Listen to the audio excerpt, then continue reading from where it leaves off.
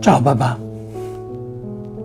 tra poco saranno esattamente 45 anni che non ti sorrido, né che tu sorridi a me. È solo un fatto fisico, lo so, non è che conti molto, giacché non hai lasciato mai i miei occhi e tanto meno il mio cuore. La morte è troppo banale per separare due come noi. Mi sei sempre mancato, lo sai. In ogni momento avrei avuto qualcosa da dirti o da mostrarti.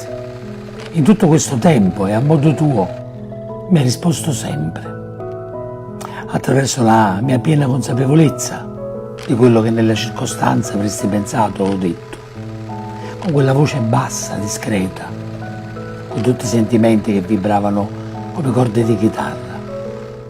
Adesso però mi manchi di più.